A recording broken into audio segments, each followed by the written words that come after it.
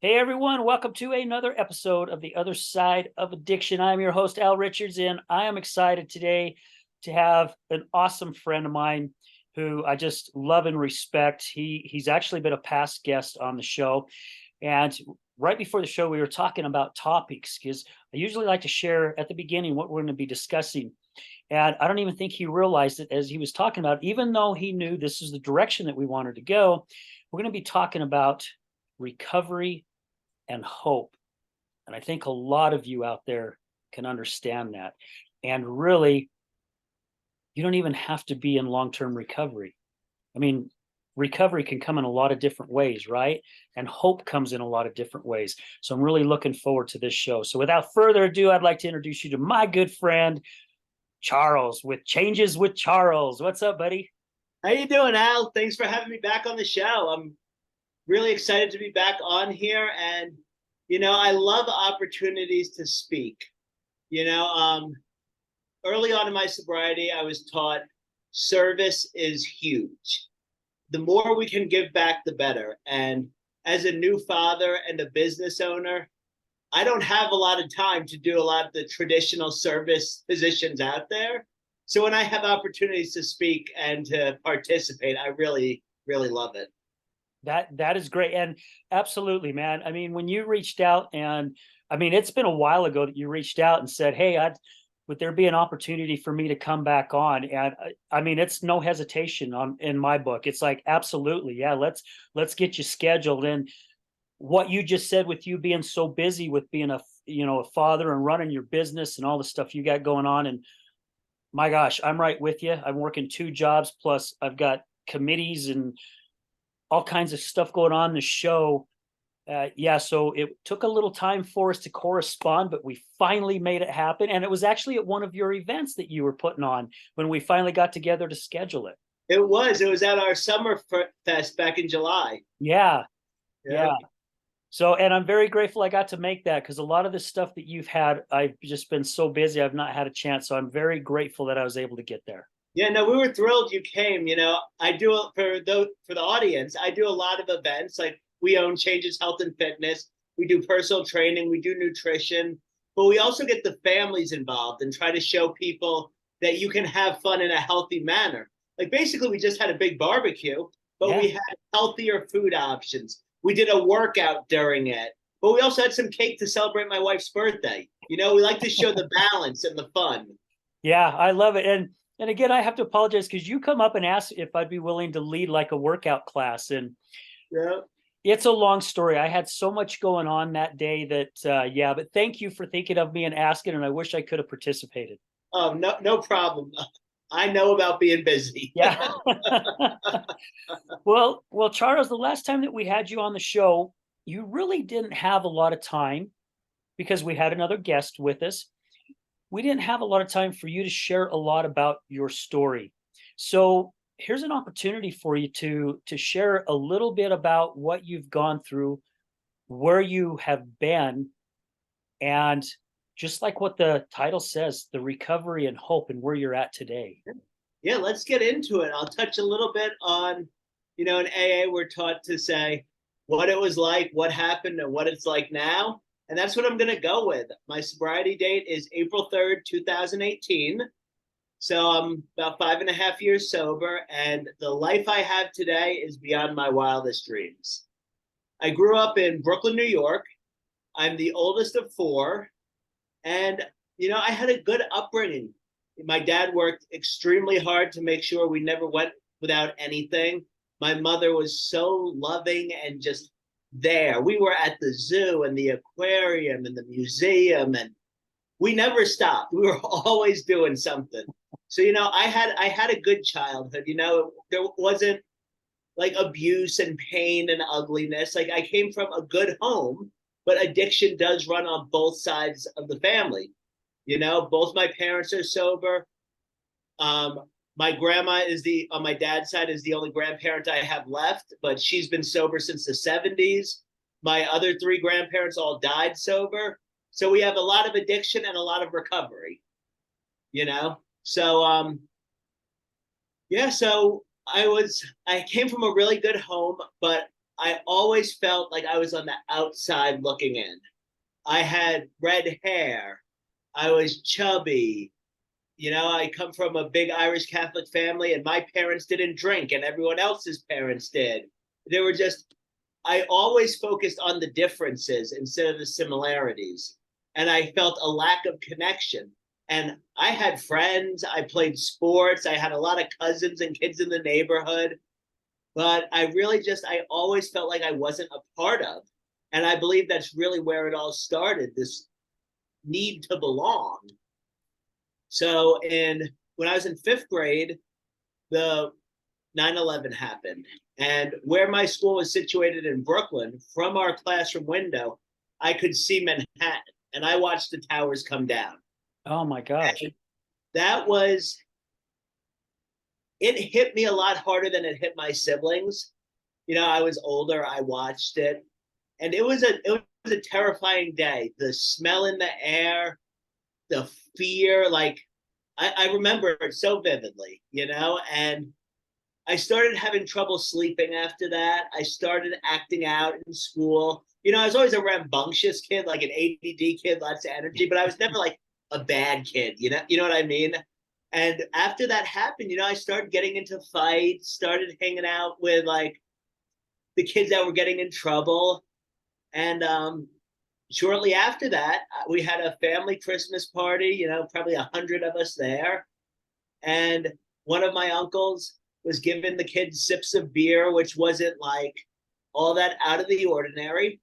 And he handed me a Heineken. And I remembered my mom saying how alcoholism runs in the family. If I ever have one sip, like I'll probably end up homeless, and which did happen.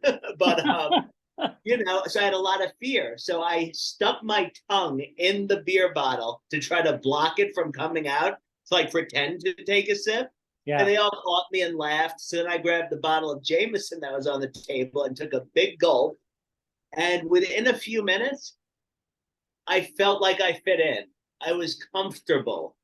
I felt a part of my family. I wasn't the awkward fat kid anymore, And I remember thinking, like at 9 years old, 10 years old, however old I was, being like, if I could feel like this always, that would be amazing. Like, this is why people drink. It made sense to me. And from that point on, I took every opportunity I could to drink alcohol. Now, obviously, I was a kid. There was no alcohol in my home. So it looked like stealing a beer from a relative's fridge when I was over, or a friend's parent, but that's kind of where it all started, and that escalated quickly. By the time I was finishing up 8th grade, I had been introduced to cocaine. I had been hanging out in the more dangerous parts of Brooklyn, like getting involved with like a real criminal element as a young child. And it wasn't for lack of trying on my parents' part. I would disappear for days at a time, and they'd be driving around the city in both of their cars. My dad has a lot of friends in law enforcement that would be out looking for me. My mom showed up at crack houses with a baseball bat. And my mom's a little 5'2", 100-pound lady, and screaming, "Where's my son?" And as a father and as an adult, thinking about how volatile and crazy that time must have been for them. And I thought there was nothing wrong with it.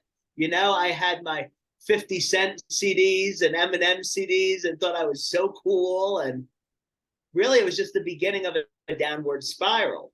So they sent me away to a therapeutic wilderness camp.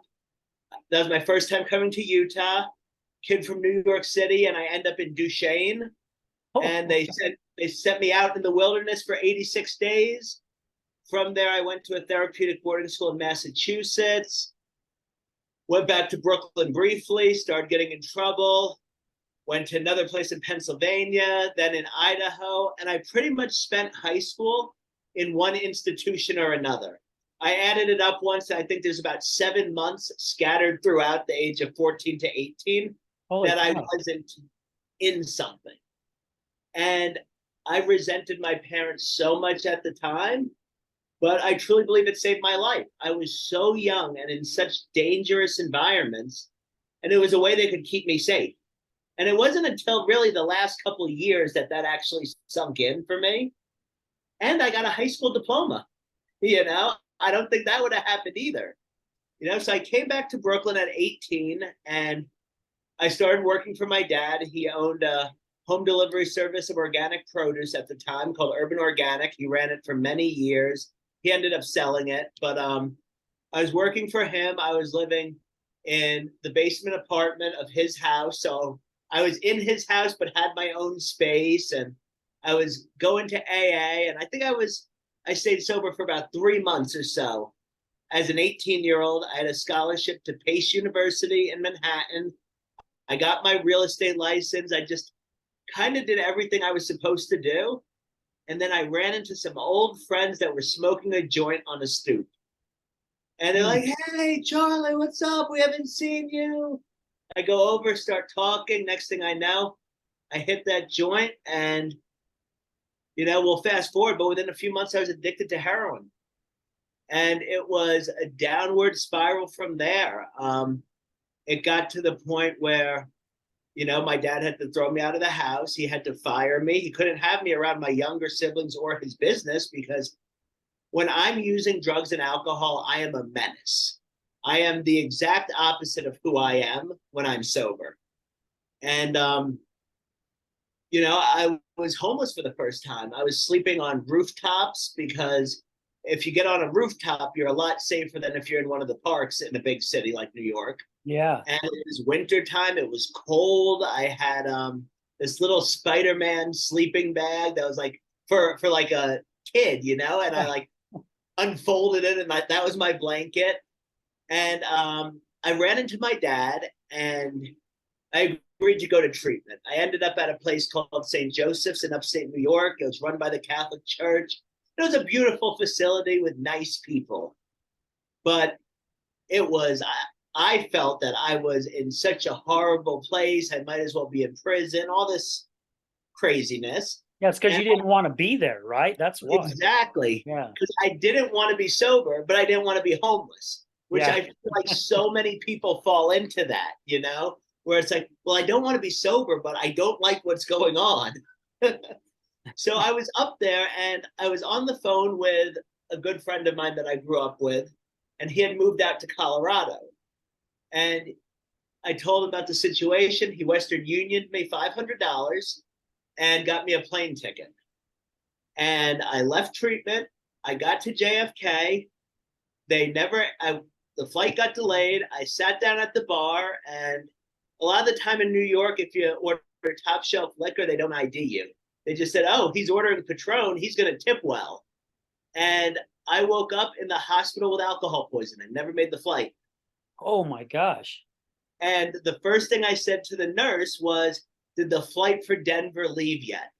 I remember it so clearly. And she started to laugh and then like stopped herself. I was like, you're in the hospital.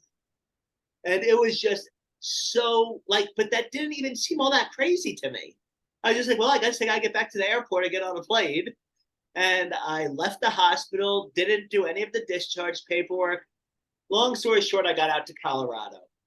And I spent the next couple years between Denver and Los Angeles.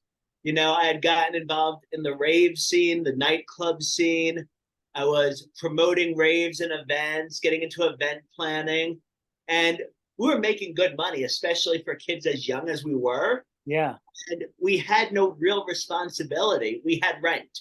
It was like we had like an $1,100 a month bill between the two of us.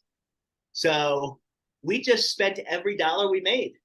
And my thought process was, I'm not using heroin, so everything's okay. I'm not homeless, so everything's okay. Alcohol, cocaine, LSD, like that's all fine. That's safe. I have a medical marijuana license, And then my friend brought a girl home one night whose mother sold heroin. And we were both back on it within 24 hours. Wow. We lost the business. We lost our place to live. We lost everything within a few months of that.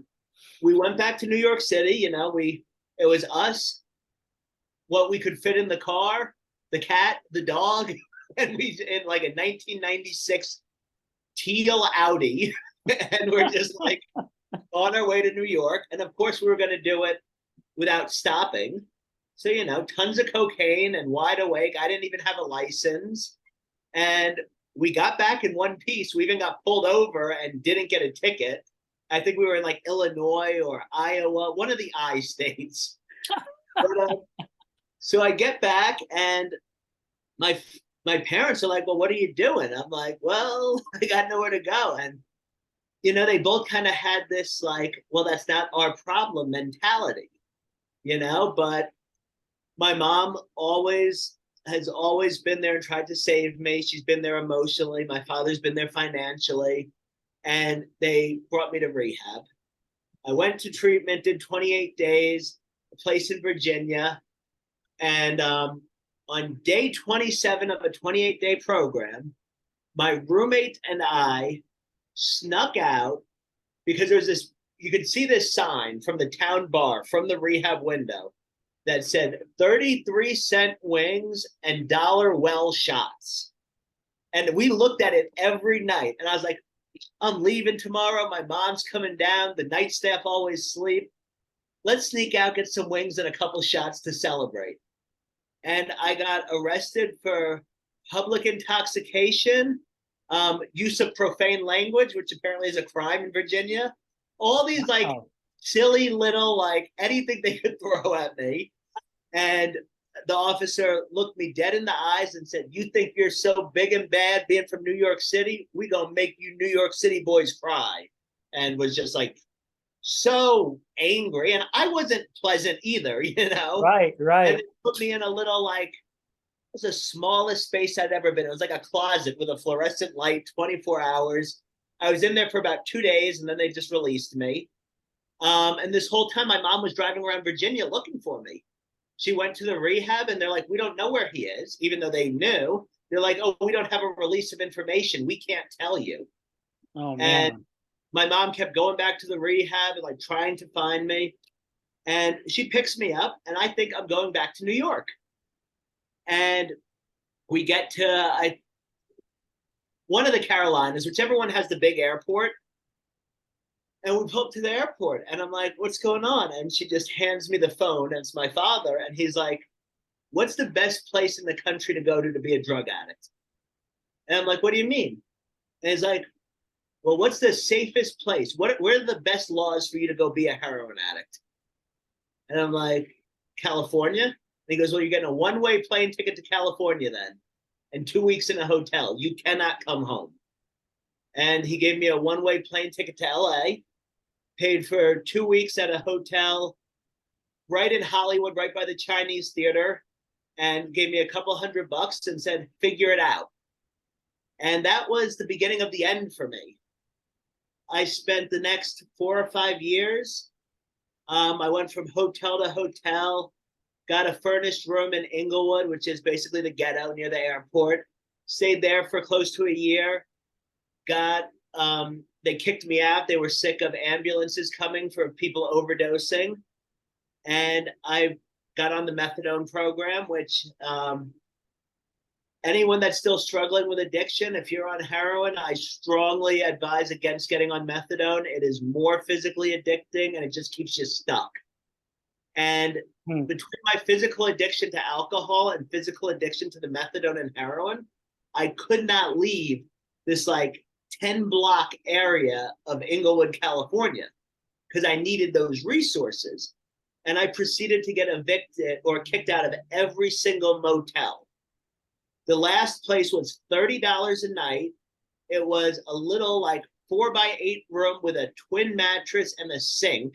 They had showers in the hallway, like bottom of the barrel. And even they kicked me out because I was just so erratic, so angry.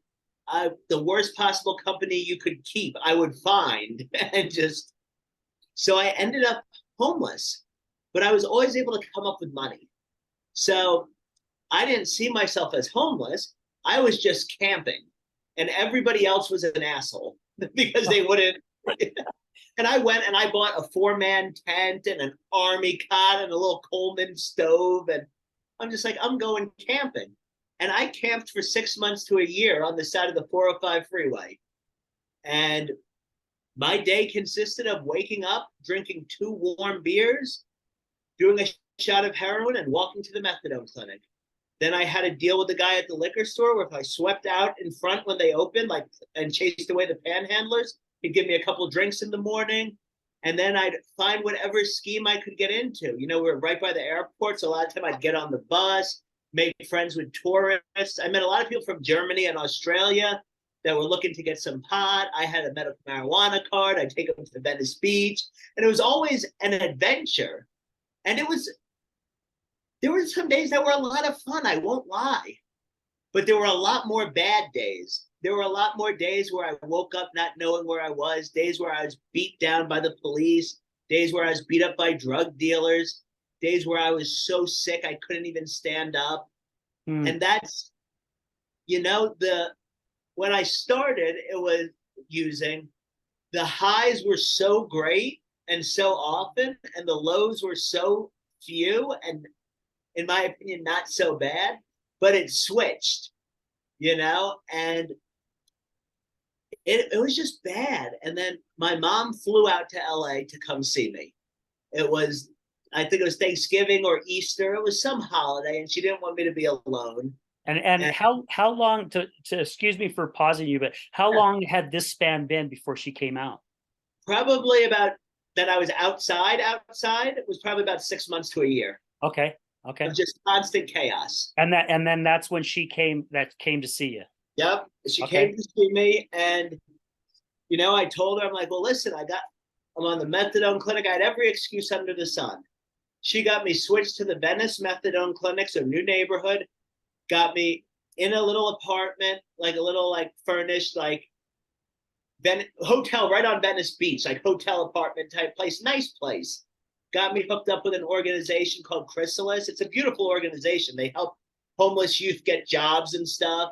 She set me up for success. We went to Ross. She got me all new clothes, and within a few days, I was just right back doing the same thing, just in a different place. I ended up living in a motel on Lincoln Boulevard for the next 6 to 9 months. And I made friends with the owners. When people would overdose or there was violence or chaos, instead of calling the police, they would call me. I always had Narcan on hand. I dealt with all the issues. I dealt with kicking out prostitutes and all the craziness. And my health really started deteriorating. I was 26 years old at this point, and I needed a cane to walk. You know, I had pain everywhere. I would wake up and vomiting every morning. Try not to get too graphic, but there was a lot of blood and a lot of bile. You know, and it got to the point where I could barely move. I ended up in the hospital. I was diagnosed with cirrhosis with ascites, and they told me that I had 6 months to a year to live. And that terrified me. You know, I've always believed in God. You know, I've always believed, but I fell away from God. I felt like God and I were at odds with each other. And I felt like if I died, I was going to hell. You know, I always believed that if you truly repent and try to fix things, like, God will forgive. But I didn't feel bad for a lot of the things I had done. And I was in this just state of complete terror. I was so scared of dying. And, you know, the next year was in and out of different facilities trying to get sober. You know, I'd get 30 days, 72 days, 60 days. I was in some facilities in California. I ended up at a sober living place in Maine. And I just didn't want to die. And during this time, I had met with a doctor. She was a legitimate medical doctor, like Western medicine, all that, but also studied functional medicine and Eastern medicine. And she studied nutrition. So she kind of had the whole picture instead of one compartment. Yeah. And she told me, she said, if you keep living the way you're living, yes, you will be dead in 6 months to a year. But the liver regenerates and you don't even drink water. Like, let's get you eating right. Let's get you exercising. And it started as, drinking water, trying to run a mile, do a couple push-ups. And my introduction to fitness and nutrition was really just fear of dying, not like a desire to like get fit. I just didn't want to die. And so I spent that year starting to get into fitness a little, going into places. And finally, I got kicked out of the place in Maine for another relapse. And my dad came and picked me up. And he's like, well, what now? And I said, well, I guess I'm just going to go back to LA to die. I had given up. And my dad, he's not the most emotional person. And he teared up. He had tears in his eyes and he was vulnerable. And that's rare. And he said, well, I'll drive you. I want to have one last memory with my son before he dies. And we started driving cross country. We went to Niagara Falls. We went to the Rock and Roll Hall of Fame. It was a trip that could have been really beautiful. But I was just an ass. I was rude. I was angry. I just wanted to drink and use myself to death. And we got to Chicago, and there was this beautiful bar in the hotel lobby. And it was a few days before Easter. And I said to him, I was like, what if I just drink through Easter and then I go to rehab? And you pay for the booze. Yeah. you flip the tab. And he looked right at me and he said, no drugs? And I said, no drugs. And I said, all right. And I sat down at that bar and he started calling every treatment center he could, reaching out to people all over the country. And we finally decided on Deer Hollow here in Utah. And, that was my beginning. It was when they still had their facility at the top of Big Cottonwood. It was snowing. I had no money, no vehicle. So there was no leaving. Right. One of the staff members there said to me, he's like, have you tried AA? I'm like, well, I've been and it doesn't work.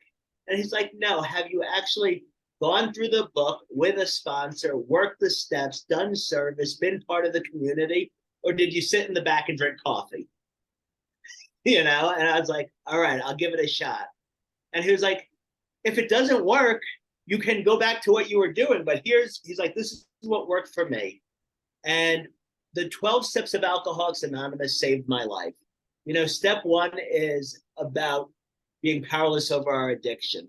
But the whole rest of the program is about finding God and building a relationship with him, taking a good look at yourself, letting go of all the ugliness, all the character defects, all the pain, forgiving yourself for being human, reaching out to the people you've harmed, making as many things right as you can, continuing that relationship with God and letting it build, and then being of service and helping others, and it has given me a life beyond my wildest dreams.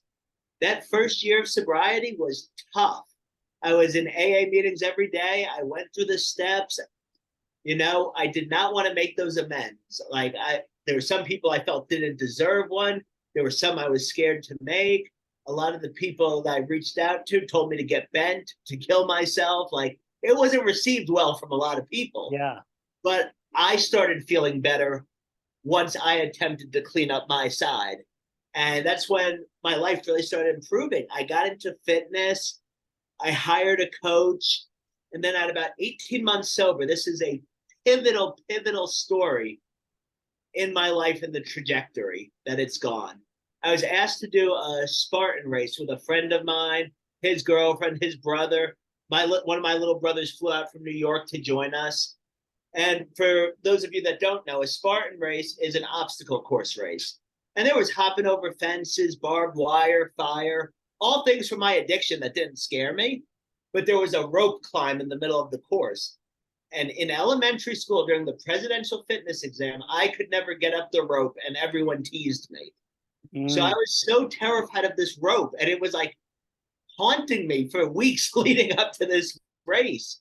And we get there day of the race and we're on the track and everything's going well. I'm just hitting one obstacle after the next. And then I see the rope and my chest gets tight. The fear sets in. And next thing I know, I am at the top of that rope. And I get down and I start crying, like sobbing right there on the course. And it was at that moment I realized that my past doesn't have to define me, that I can be whoever I want to be and do whatever I want to do. And that I'm young and I have tons of life ahead of me, that it's not over, that this is the beginning. And that moment just absolutely changed my life. I went back to school. I started to go to Salt Lake Community College. I got my associate's degree there. I got a job working in treatment. I was a sober living manager at a certain facility for a couple of years. Did a lot of service, got very involved in the community, got into a relationship that wasn't very good, but I learned what I don't want in a relationship. I learned what it was like to be in a relationship sober. Like, it was not a good relationship, but it was such a learning experience for me. And then right around the time COVID hit, I had season tickets to the Hale Theater, and I just wanted a nice girl to go to the shows with me. I wasn't looking for a relationship or anything, but I had these tickets. And I got on one of the dating apps, and I met the woman that is now my wife. She was not looking for a relationship either.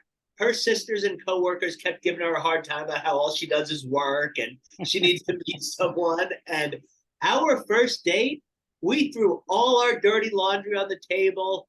It was just like, well, like for me, I'm like, well, I'm in recovery. I was heavy into bodybuilding at the time. Like, I'm about to prep for a show. My AA meetings and my fitness are going to come before anything else. Like, I've got some anger problems I'm still working on, like, kind of take it or leave it. And she had her stuff, and we've been inseparable since. It was amazing. we met at this awful sushi place downtown that ended up closing, and we sat on the steps of the Capitol building till well after midnight talking that first date. And COVID happened. She was able to work remotely. At my job, I was managing the facilities on the weekends, and school had become remote. So we had a lot of time on our hands, and I had never seen any of the national parks in Utah. So the first 6 months of our dating was exploring those parks. It was hiking around Zions and Bryce and Dinosaur National Monument and getting to know each other on a level we wouldn't have been able to had the world not slowed down. Yeah. So, like, I know that time was tough on a lot of people, but it was a real blessing for me. I got my associate's degree during that time. I met the woman I love. I ended up competing in bodybuilding. I did the Utah Classic 2020. I came in 6th in men's physique, and as somebody that was either overweight or on drugs most of their life, that is a huge win in my opinion. Absolutely, yeah. And from there, we started building a life. We moved in together.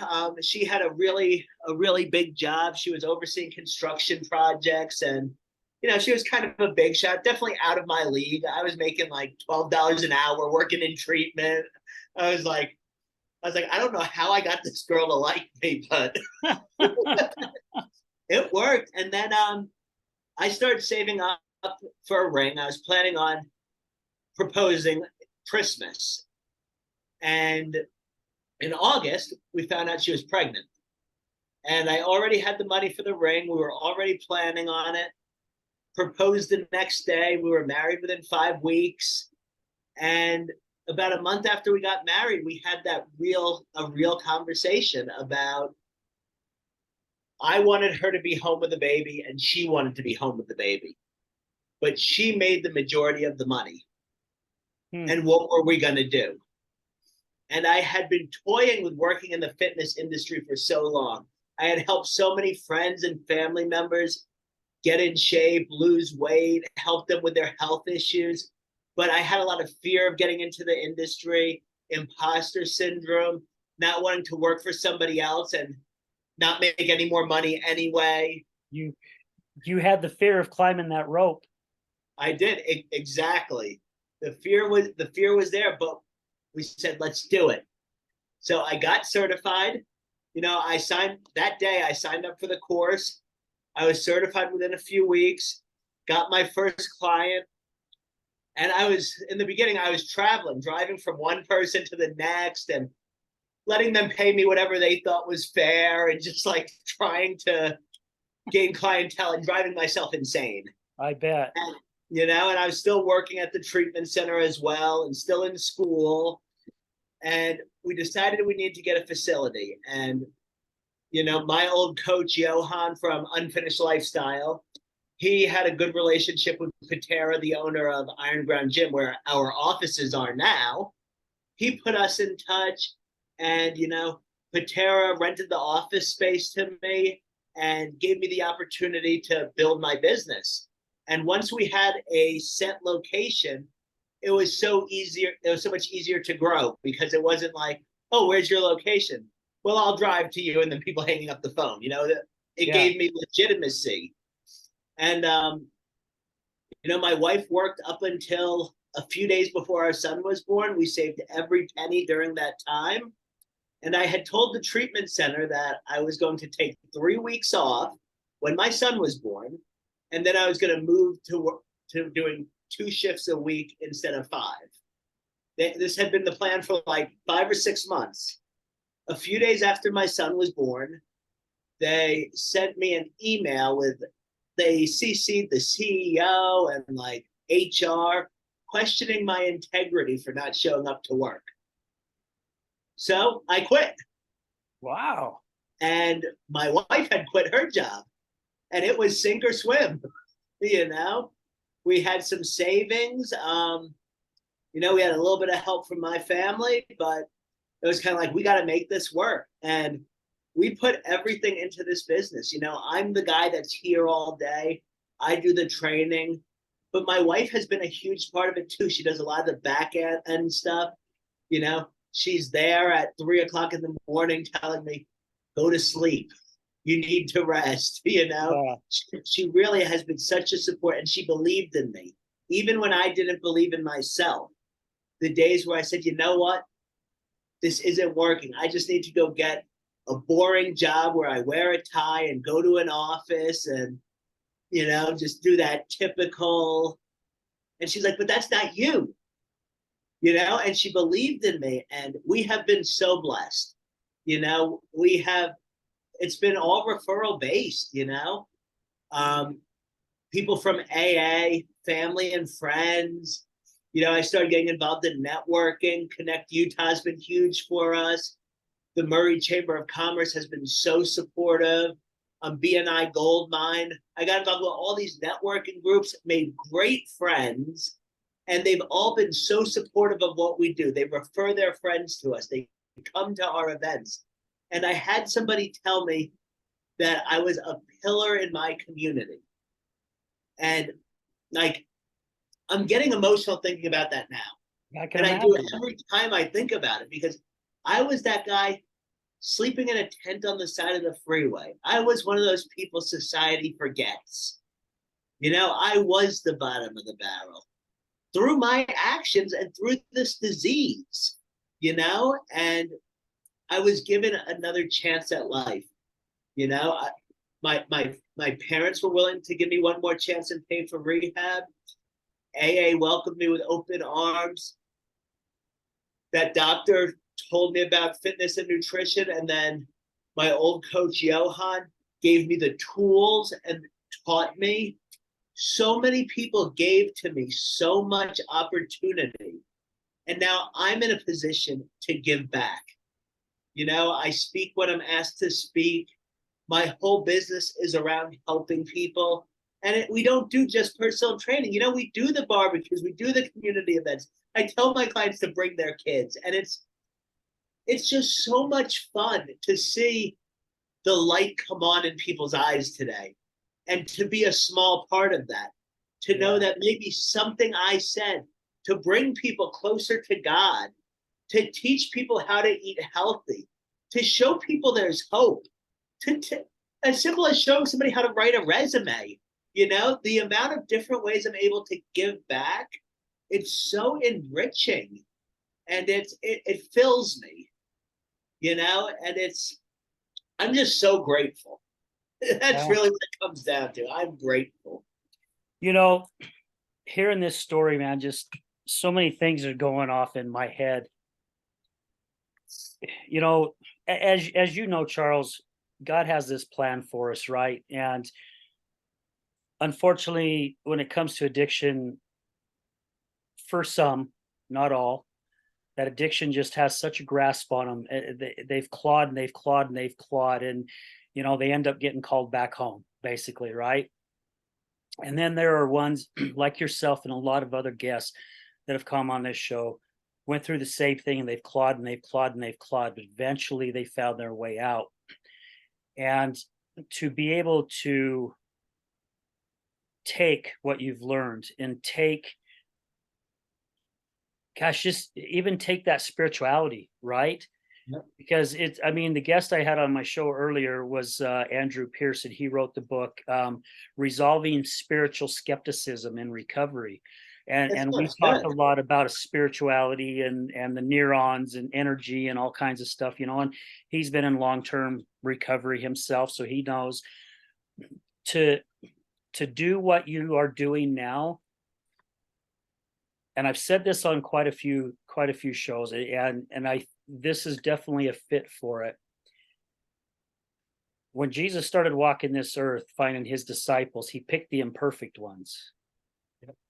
You've been picked, right? So now you're picked, and now you're out there spreading the word of hope and recovery, and look where your life can go. So you had to go through all those experiences for you to appreciate and understand. And we all go through things a lot to finally start learning a lesson, right? And we continue to go through it till we learn a lesson. And it's taken me a long time to understand that. I'm so grateful that you caught it at the age that you're at, because I think I have about 30 years on you. I don't know, at least 25, I know.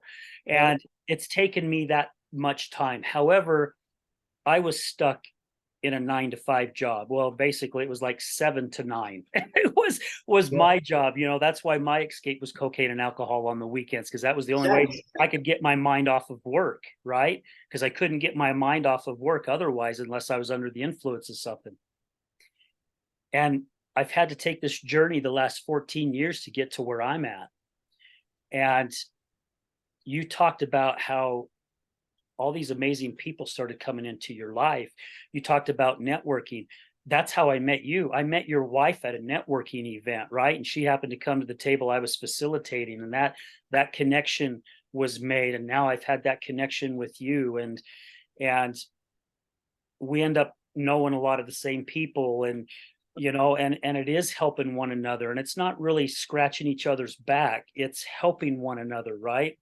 And that's what I find so flippin' awesome about what we do as a group of people. And I'm not just talking you and I mean, there's hundreds and thousands of people Oh who are yeah. in this realm that that's all they want to do. They want to spread more of the love. You're creating a large family, right? You've created a business, but however, it's not really it's the business, it's the family, it's the love, it's the kindness. It's what can we do to It's a help? community. It's far more than a business. Yeah, My business is my life. It's my community. It's my every single client I have is a true friend. yeah, You know, we don't just do the physical. We get into the emotional. I know how they're doing and what their struggles are. They know how I'm doing. We all know each other's spouses and kids. Like, and you know, it's people in recovery, it's people from networking, it's people that found us on the internet, and it's just yeah. all these people from all these vastly different walks of life all coming together, and it's all with just we all want to be loved, we all want to connect, we all want to have friends and be a part of something, and we're able to be a part of something today. It's just Yeah. it's beautiful. And something huge, right? Because I am so grateful to be a part of the recovery community. I mean, I seriously am. Now, if you would ask me that 3 years ago, I would have said, "Yeah, you're freaking nuts. Why? Why would I want to be involved with something like that?" That old mentality. And now, just because of what I've gone through and my wife's battle with alcoholism, that's really put me into this space and wanting to do something different. And business wise, I'm not where you're at, and I have my own journey, and I'm okay because I really true believe I will be there, and I know God's taken me there because He keeps putting the right people in my life. And I know with what I do on a daily basis, that is coming to an end. And I pray it's very shortly, but also I know it's not my timing because this is what I want to do all the time, to be able to interview people from all over the world, hear their stories, to go out and talk like both of us do. You're talking about going out and at Westridge Academy and speaking here in the next couple of weeks. I just got done speaking at Red Barn. I get to go speak at TOSA, I think in November for the second time, and to me, that's, oh my gosh, it's one of the most amazing things ever. And I was groomed as well, right? Losing my job of 24 years in 2009, doing all the kinds of different stuff that I did, and still basically really dealing with my wife's addiction, every once in a while falling back into my own stuff because I was wanting to numb myself from all the crap I was going through, getting involved with the West Jordan Chamber to where it really started opening up my personality and to help bring me out as an individual. And now I get to talk in front of hundreds of people and not have that fear anymore, and I lay it all out on the table. I get emotional, I cry, I get angry, and I'm so blessed, so blessed to be where I'm at, and so blessed to have been able to meet individuals like your wife and like you, and oh my gosh, so many other people, because I'm sure we're the same on this. We have friends all over now, right? Because of what we do. We have friends everywhere, it seems like. And not Oh just yeah. here in Utah. I'm talking the UK, Canada, the United States. Yep. Yeah, Everywhere. yeah, Yep. cool stuff. So here's a big question for you. And I asked my guest earlier on this, and we were talking about spirituality. What are your feelings? Could you be where you're at today? Or could have you accomplished what you've accomplished today without having a spirituality in your life or a higher power? Absolutely not. Absolutely not. I am here. I truly believe that God gave me a second chance at life and gave me a mission to help others. I tried on my own. I tried many times. And the one thing that I can truly say about that I know for sure about God is when you talk to him, he will talk back. It's not necessarily words that you hear, but the people come into your life. The opportunities present themselves. I know if I wake up in the morning and I pray, I'm going to have a relatively good day. Doesn't mean everything's going to go right. Doesn't mean everything's going to go my way. But when I stay in contact with God, good things happen. My mental health stays in check. I stay in a mindset of giving and service and gratitude. When I don't talk to God, the resentment comes in, the anxiety, the moodiness. It's very clear in my life when if I choose not to pray, my behavior and my mindset changes immediately. Yeah. God has done for me what I could not do for myself. I would have to agree with that 100%. I've not gone through the 12 steps. I was lucky I didn't have to go through any rehabs, none of that. I just was able just to say, okay, this is the direction I'm going, and be able to shift. I don't know if I drew the lottery on that one or not, because I've had some people like, I don't know how you did it. I don't know either. That's just how it happened for me, and I'm so grateful for it.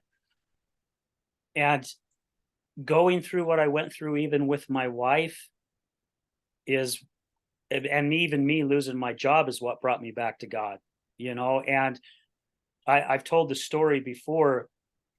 It took me probably 2 weeks, maybe 3 weeks after I lost my job, or maybe no, it was when I was on probation while they were waiting to see what they wanted to do with me because I failed a UA, right? And I was embarrassed to hit my knees. I think Yeah. the last time I prayed, I was 13, 14 years of age, and I was embarrassed. I'm embarrassed for something I cannot see, but what I do believe in, right? Even though I wasn't really religious, brought up LDS, but I wasn't really active. Okay, I wasn't active, period. You know, there's a lot of things I believed, a lot of things I didn't. And God has a sense of humor. I really thought he was going to save my job and he didn't. So I was angry at that, right? However, connecting the dots backwards, I know exactly why that happened. And yeah, and I hope our listeners don't think that Charles and I are here trying to convert you. You go with whatever works for you, right? And I've had some people on the show that say I don't believe in God, but I do believe in a higher power. That's what if it works for you, hell, you go that way, you know, and That's and the stick with thing, it. you know. That's why, you know, AA was so ahead of their time. I think they wrote the book in 1928 or 1938, and they were taught from the beginning. They talked about a higher power of your own understanding.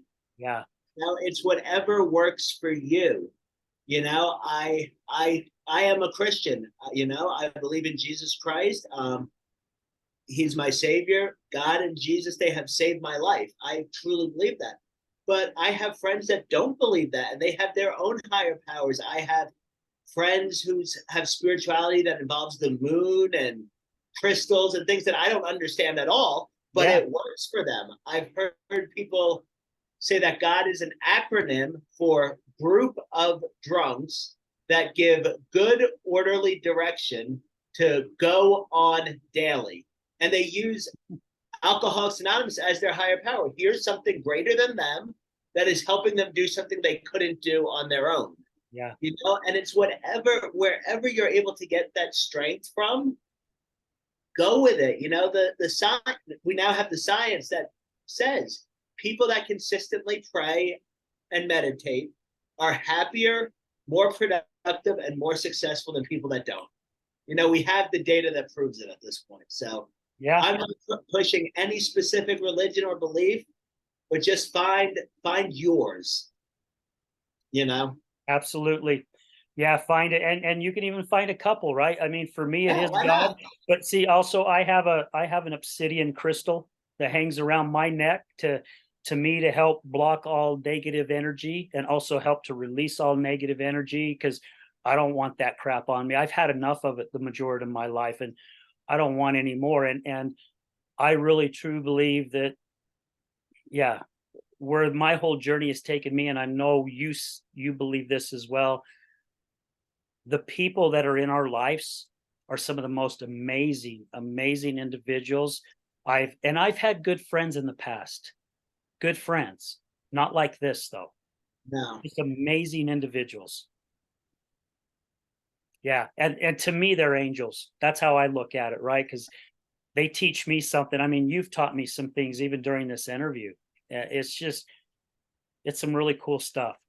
So I know you've got a meeting at 3. It's 2:37. What, and I usually ask this at the end of the show, what did you want our listeners to gain from this show today? That there is hope. That no matter how bad it gets, it doesn't have to be over. I've been homeless. I've had terminal illness.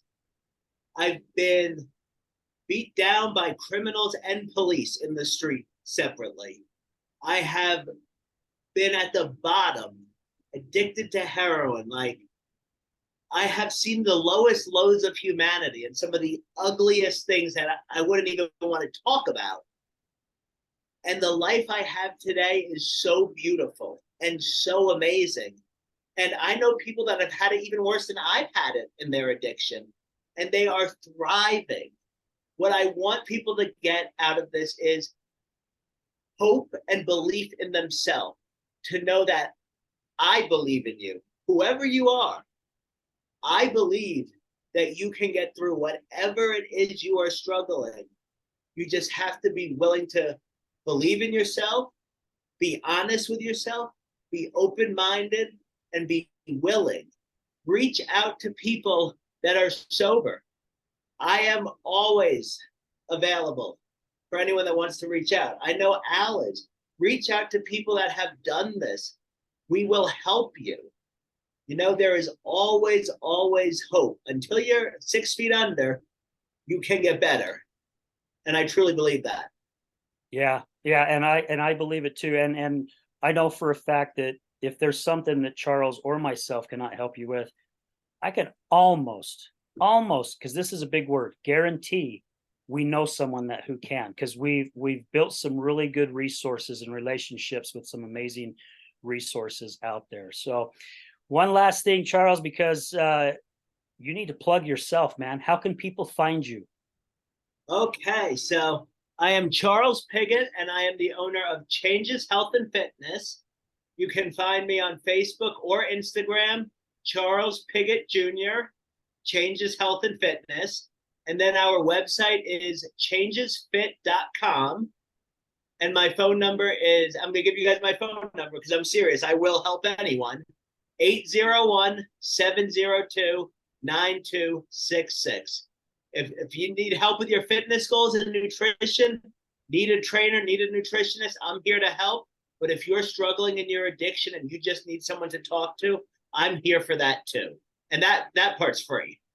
I love it. I love it. Yeah, I want to make sure you get your plug in there. So, Of course, thank you. It's on the hat. It's on the shirt. And like I said, I was going to wear your hat, but since I've moved, I don't know where it's at. It's somewhere. However, yeah, because I'm like, I'm gonna wear Charles's hat, and I'm looking all. I'm like, oh crap, I can't. Okay, I got to get to the show. Please make sure that when you have a chance, Charles, email me all this information to make sure I have it right, so I don't misspell it or anything like that, because I want to make sure I put it on the captions. Perfect. Yeah, I'll update the old bio, add some changes, add updated info, and yeah. Yeah, and then shoot me a picture so I can do kind of like a pre-show before your show comes out, and I'll put some stuff in there as well. Sounds good. Charles, thank you so much for your time, brother. And don't leave once I hit stop. Don't leave quite yet. But thank you so much for your time. I really do appreciate you. I appreciate your friendship. Most of all, I really appreciate what you're doing in the community with helping others and individuals in their journey, whatever that journey may be. That's showing true love right there, right? There's so many different ways of spreading love, and that's just one of them right there. And we need more of that in this world today. So, guys, if you need some help, get a hold of Charles. And you know, all his information will be there. So get a hold of him. Thank you again, Charles. I really appreciate you. Thank you, Al. Thank you again to all our sponsors, all our listeners, all our guest co-hosts. If it wasn't for you guys, none of this would be possible. You guys are the ones that are making this show a success, not me. It's all of you. So thank you so much. And we're going to end it as we do at the end of every show. Remember, addiction is giving up everything for one thing, and recovery is giving up one thing for everything. We're out.